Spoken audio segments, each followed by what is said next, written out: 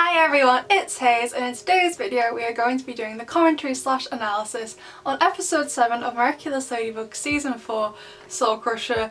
And as you can see, I am back home. We've come back from London.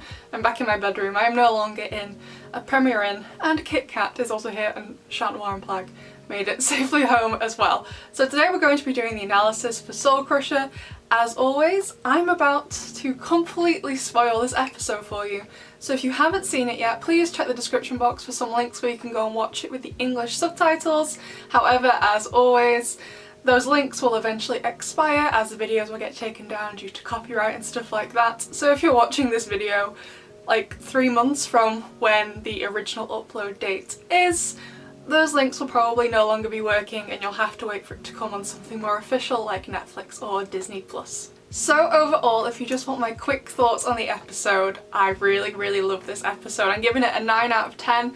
It wasn't quite as good as Gang of Secrets, which was also a 9 out of 10, so if we're going to rank the episodes so far, Gang of Secrets for me was my favourite episode, and then Soul Crusher is coming in at second. I thought in terms of Zoe's debut, it was an amazing episode for her. There's only really one thing that I felt was kind of missing, which I'll get onto later, but I don't think it was really a big thing. It was more to do with how long the episode was. Obviously there's only so much they can do with the episode lengths, so I thought it was an amazing episode for her debut. The only thing I felt this episode was missing overall was that there was really no Love Square content, and I watched this show primarily for two reasons. For the overarching plot about Miraculous and whether Hawkmoth is going to succeed or not, that's one reason, and the second is the Love Square. There was no Ladrian, and I wasn't expecting any Ladrian to happen because it doesn't usually happen. That's the side of the Love Square we see the least. There was zero Adrianette interaction. We saw them together a few times on the boat, but they didn't actually talk or really look at each other actually. No interaction going on there. I was hoping for a bit of Marinette in this episode. They literally spoke to each other once and Marinette essentially told him to shut up, which was great. And there really wasn't much Lady Noir content. They did the fight, but they didn't talk to each other a great deal. It wasn't really flirty. They just kind of got it done, got it over with, and that was that. And I'm trying not to be too sad about it because the episode focus was obviously on Zoe. It wasn't meant to be about Adrian and Marinette or whichever iteration of the Love Square. It wasn't meant to be about that. But there was just none at all, and I just felt the episode was lacking because of it. But overall, I really did still enjoy the episode. So at the start of the episode, we see Zoe and she's all alone. She's coming to Paris on her own, and it does seem like this is the first time in Paris, judging by what the taxi driver is telling her. And that was great taxi driver giving us some great tourist information. I really enjoyed that. I'm not sure if an actual Parisian taxi driver would do that, but I can't imagine how alone and scared Zoe must feel. So the first time I went to France, and actually the first time I also went to Paris, it was in the same year. I was only 11 years old, and even though I was with my mum and all 3 of my brothers, I was extremely intimidated going to Paris. Even though I could speak some French, I was still extremely intimidated. And Zoe is, I would guess, about 14 years old. She's only a few years older than I was when I was in Paris for the first time, and I was scared even though I had my family with me. She was going to Paris completely alone. I can't imagine how scared and alone she must have been. And I would also love to at one point know some more information about her dad. I was kind of assuming that since Zoe has turned out so nice, because Zoe is absolutely lovely when we see how she truly is, not obviously the bits where she's pretending to be like Chloe. When we see how Zoe truly is, I was like, she must have had at least one loving parent, since we know Audrey isn't kind and loving, for Zoe to have learned that behaviour off. But from the little snippets we got, that doesn't seem to be the case. It doesn't seem like either of her parents were nice, so it just raises the question of where did she learn to be nice? Of course, if you have bad parents, that doesn't mean you're gonna be a bad person, but it does sometimes help to have at least one nice parent to help you be a nice person. So I definitely want to know more about this one friend that she had that was obviously a really good positive influence on her. So we've ended up with Zoe like that, and thank you to them because Zoe was absolutely lovely. I really loved Zoe so much. So Zoe and Marinette meet in the bakery. I was really happy they got to meet each other before Chloe introduced Zoe to the school. I thought that was a really great scene. And we also got to see Zoe's true personality, which is kind of one of my criticisms of the episode, why it's not a bit higher, why it's not like a 9.5 out of 10, was because I feel like I could tell they were struggling with the balance of how much nice Zoe we got, the real Zoe, and how much of Zoe pretending to be Chloe and being mean. I feel like whoever wrote this episode was struggling with the balance, and they were almost there. I feel like we should have just got a bit more of Zoe being nice. That's why it wasn't higher. Just as a writer, I felt like they struggled a bit, whoever it was. They didn't quite get the balance right between actual Zoe and fake Zoe. However, the Queen Banana trailer we got at the end of the episode obviously went into it a bit more. We got to see how Zoe is going to be going forward, and I will do a voiceover video after I've done this video and edited it and got it up, analysing that trailer. I know I also uploaded the Queen Banana spoilers just today. I genuinely thought we weren't going to get any more. I was incorrect. So now let's talk about how Zoe was with her mum, Audrey. Oh my gosh, Audrey was absolutely horrible to her. I would argue she's even worse than she is with Chloe. Like, I know Audrey mixes up Chloe's name, she like calls her Clara and Claudette and all these other stuff, but I at least feel like Audrey does somewhat pay attention to Chloe. She pretty much just ignored Zoe. It was absolutely horrible. Like, I don't know the last time Audrey saw Zoe, but it doesn't seem like it was, you know, recently. She couldn't even look at Zoe. I just thought that was horrible treatment. If I'd flown all the way on my own as a child from New York to Paris to meet my family, and my mum, the one person I already knew in the city, that one person couldn't even greet me nicely, I'd feel horrible. I probably burst into tears on the spot. Like, it was just awful. And then moving on to Chloe, she wasn't much better, saying to Zoe like, oh, how you've got to earn your place in this family. Like, no, like, fair enough, if Zoe had done something horrible, she would have to show change behaviour so she could, you know, come back into the family. Like, I get that 100%, but not for entering the family in the first place. Like, she's related to you, that's it. Like, she's in the like, it was just horrible. This episode just showed Chloe to be a horrible person. And like, don't get me wrong, I know Chloe is a horrible person, but I always feel like the other episodes with Chloe in, we've seen like glimmers of good, like glimmers of who she kind of truly wants to be and who she knows she can be, but she just isn't because being horrible and rude is easy for her. This episode was just like,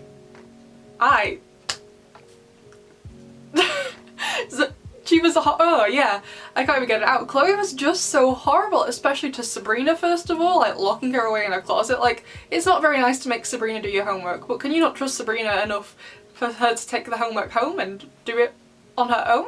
Like, why does she have to be locked in your dark closet in order to do the homework? And then later, even during the Akuma battle, Chloe was still egging Zoe on. It was awful. Like, I have 3 brothers, like I said before. We have sibling rivalry.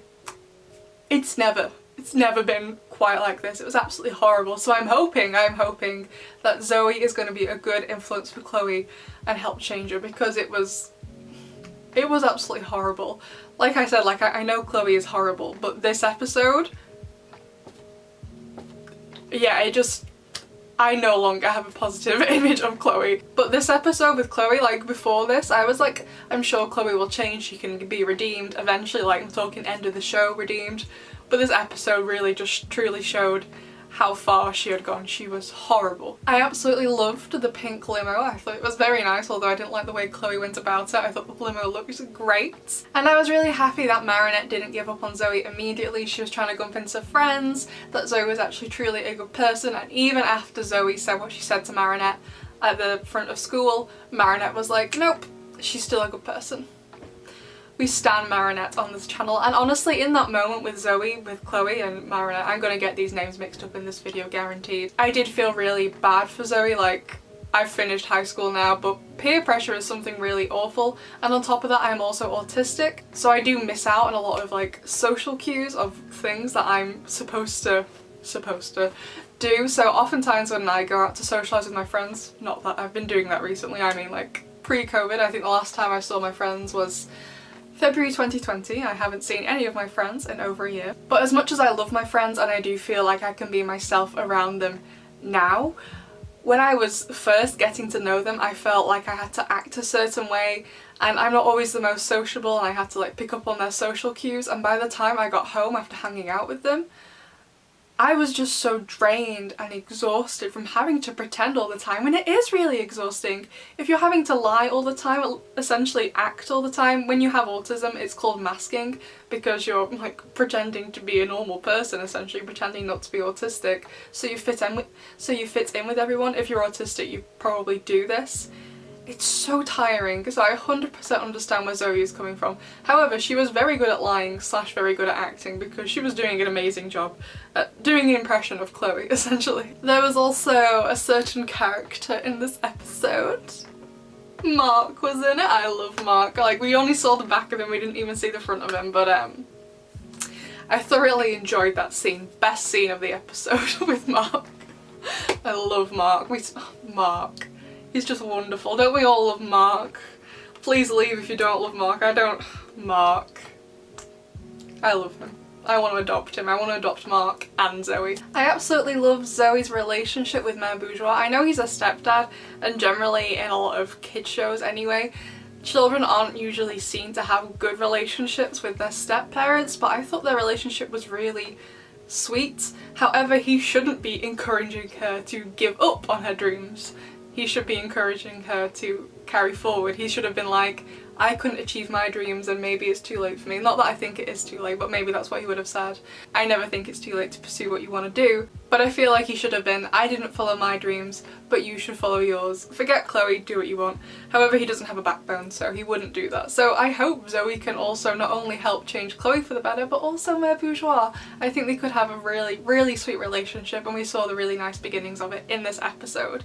I also loved the little dream deposit box. I thought that was a really cool name for it, and we got to see the script and stuff for Solitude, and there was also this person shown, and literally as I was filming this I checked Twitter and I have alerts set up for Thomas Astruck's Twitter account, and he said it was just a random person, random character, they just put a random character design in.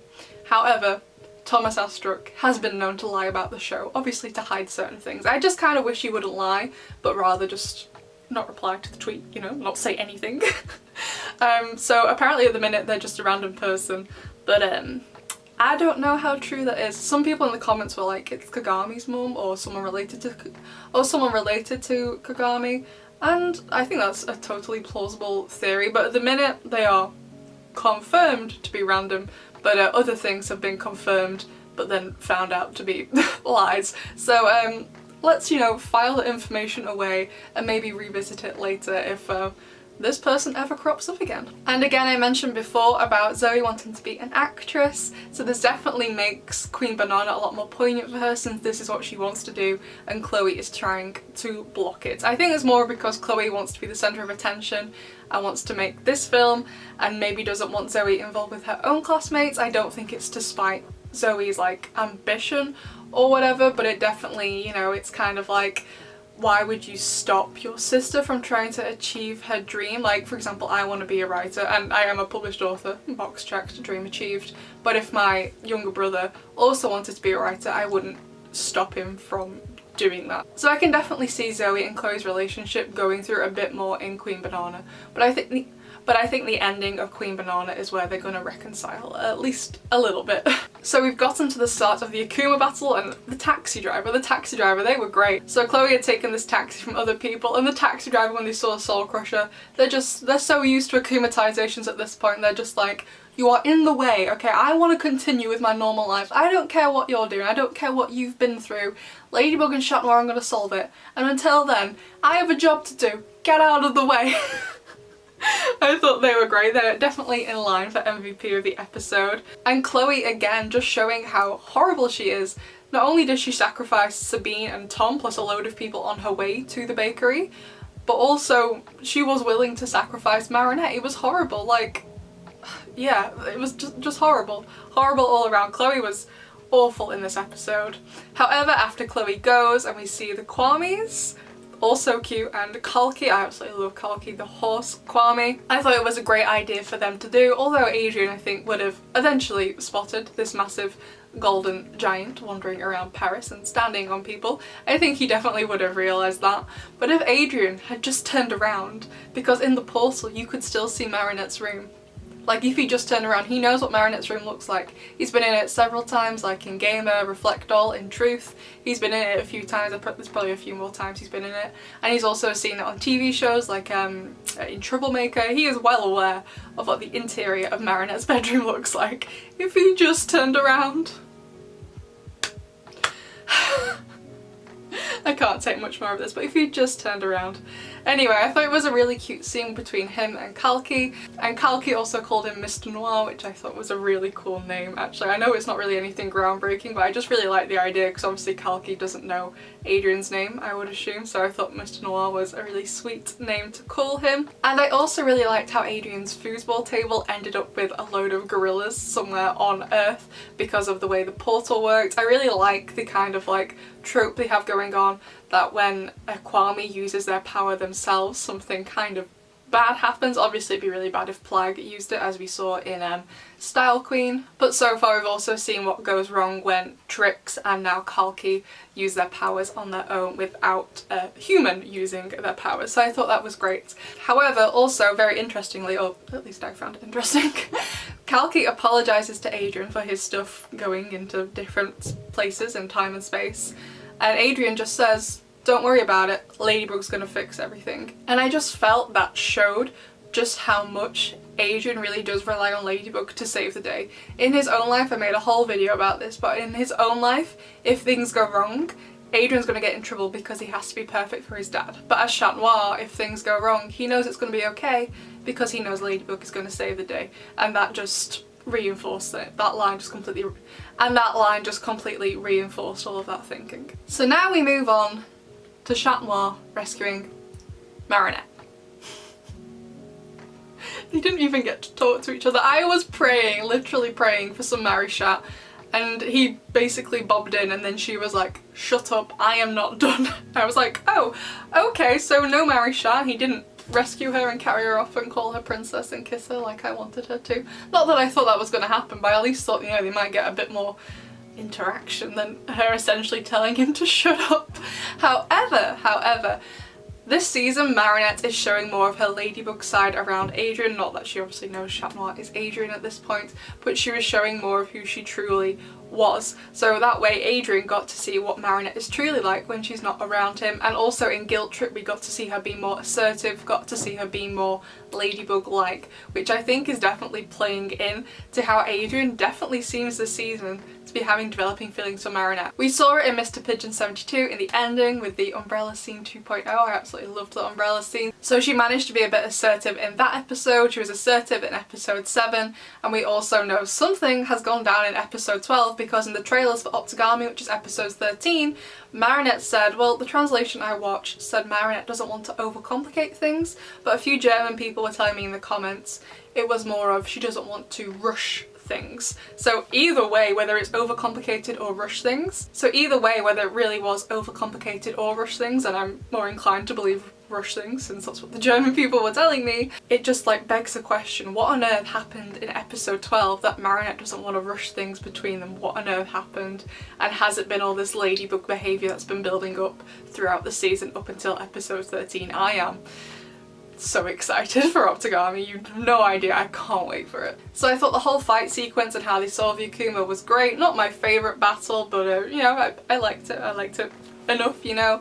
And I absolutely love the boat scene as well, with everyone welcoming Zoe, especially Ivan. Like, Ivan, sweetheart, love him to bits. And before we get on to the rest of the episode with the Bourgeois family, let's just quickly talk about the different end screens we had of Zoe and her different interactions with everyone, especially with Rose. Rose is the one who dyes her hair with the pink streak.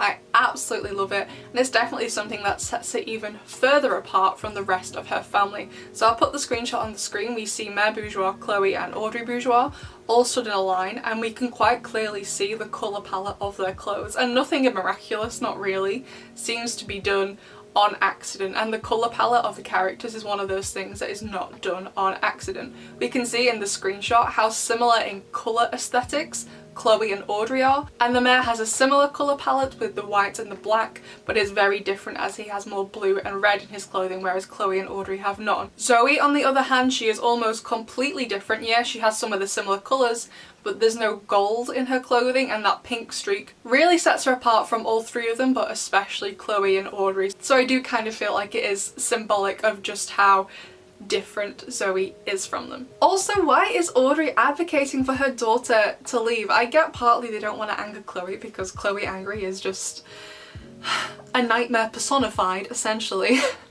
But I don't know how long it's been since Audrey has seen Zoe, but she quite obviously does not care about her other daughter, because, you know, if that was me, if I hadn't seen one of my daughters in ages, or just a child in ages, I wouldn't want to send them straight back to New York when they've been in Paris for less than a day. That's just awful.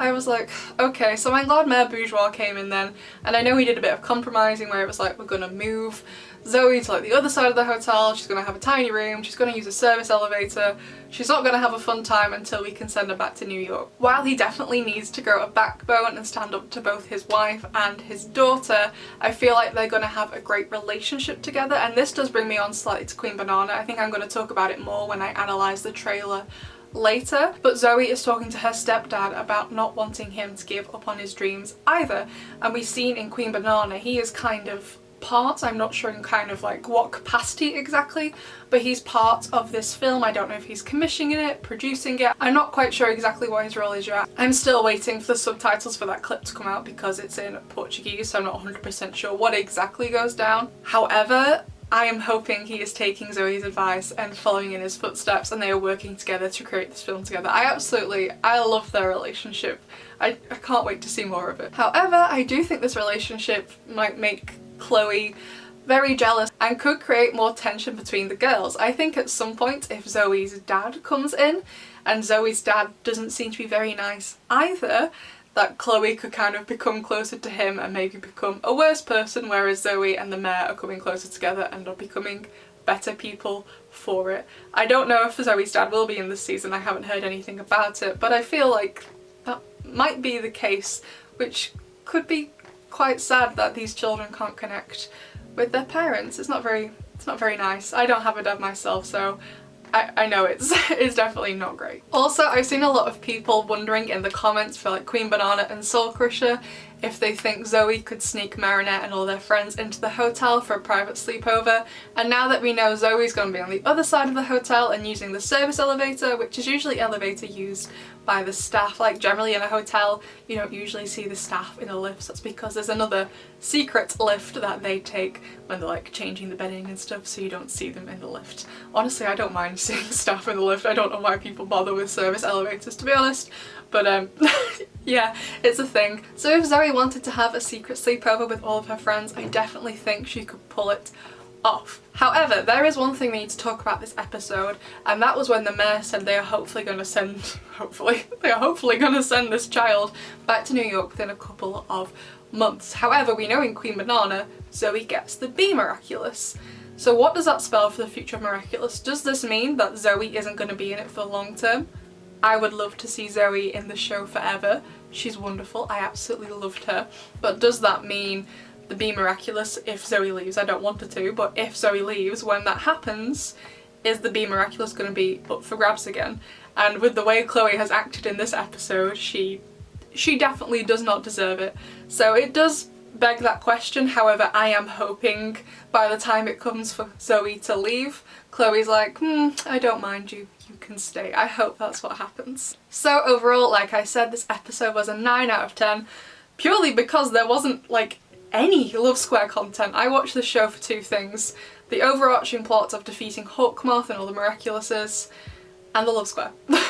And there wasn't either of those things, and I can live without the plot as long as we get some Love Square. And there was none. At all. So I was just like, right, okay. So MVP of the episode goes to Zoe. She was amazing this episode. I absolutely loved her. I can't wait to hear her English voice, the English voice actress they picked for Zoe. So excited for that. And her character in general. Not only was she kind and caring and extremely sweet and considerate, she also possesses a lot of mental strength, and I really admire her for that. However, special mention of MVP. If you didn't think I was gonna pick this, like, you gotta ask yourself, what do you really know about me as a person? Of course, special mention of MVP is going to Mark. Did he do anything? No. Did we even see his face? No. But was he the best person in that scene he was in? He was. As soon as I saw him, my eyes were drawn to him. Forget Madame Mendeleev, forget Zoe, forget Mr. Damocles. My eyes were on Mark the moment I saw him in that scene. I love that boy. Love him so much. I want to adopt him and Zoe. So that brings us on to the best line of the episode. So the contenders we have are Rose saying, can we adopt her, because I want to adopt her. Another contender we have is from Tiki, as long as you act for the good, Marinette, nothing bad will happen, which I think is a really good line. And also we have Chloe saying, you need to fire her. And I think, Chloe, you need to fire her, aimed at her sister, like, you need to fire your daughter, Audrey. I think that's the line that is going to win for this episode. So that was Soul Crusher. Please let me know what you think. What did you think of Zoe? Especially, I'd love to know what you think of Zoe. And Queen Banana is going to be out on the 28th and then Optigami on the 30th. So we're halfway through this week of Miraculous episodes. I'm going to be insanely tired doing these videos along with PhD work because I have PhD supervision coming up soon, so I have to do it. But anyway, I'd absolutely love to know what you think, especially of Zoe, and I'll see you in the next one. Bye!